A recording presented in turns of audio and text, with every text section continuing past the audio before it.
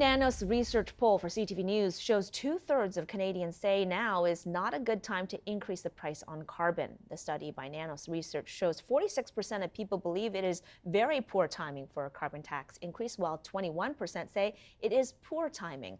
The study also found that 45% believe higher gas prices from the carbon tax are not an effective way to reduce fuel consumption.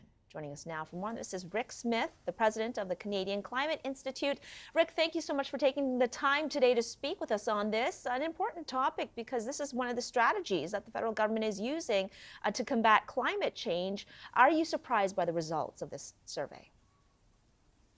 Well, I mean, Lois, when it comes to polling, you get the answer that the question you ask sets up. And so in this case, I'm not surprised, because Canadians were simply asked, hey, do you want to pay more at the pump? So of course most people said no. The context, the facts that are lacking from this polling question are that the carbon price is actually being very effective in contributing to bringing Canada's climate change emissions down, and that is something that Canadians want to do. Your coverage this morning is full of extreme weather all over the world that's driven by climate change, including across our country. The other thing that's missing from this polling question is reminding Canadians that in over 80% of us get more back from the carbon price each year than we put in. Here in Ontario, just as one example, last year, your average Ontarian paid just over $500 for the carbon price, got back over $800. So the carbon price is actually a net win for most Canadians. Are we seeing, though, a decline in fuel consumption? Because gas is cheaper, it is more expensive now across the country for many Canadians. Are we seeing fewer Canadians driving and using gas-powered cars? Well, we're seeing massive changes in the transportation market as a result of people changing their habits. I mean, you're quite right. So one huge change the last couple of years, you see it more and more every day, is the rise of electric vehicles. You know, in BC and Quebec, over 20% of new vehicles now being sold are electric. About 10% across the country, coming on really strong.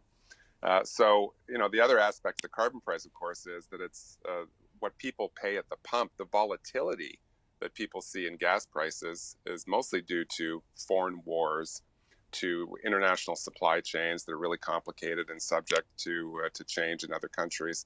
So I think Canadians get that electricity is generally a lower cost, more stable, more affordable source of energy than gasoline. And so we see this shift now towards electrification, not just in cars, but in home heating, for instance, where heat pumps are coming on strong.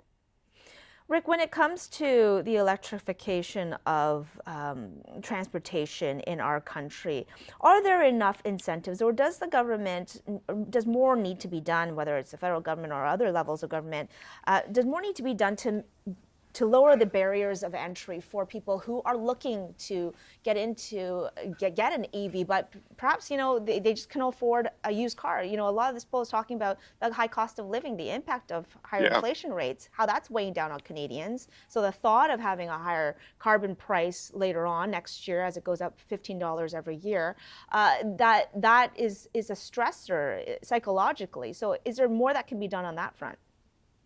Well, I think the government needs to do a better job explaining to the majority of Canadians, again, over 80% of Canadians, get more back from the carbon price every year in terms of direct rebates on their bank account than they pay at the pump.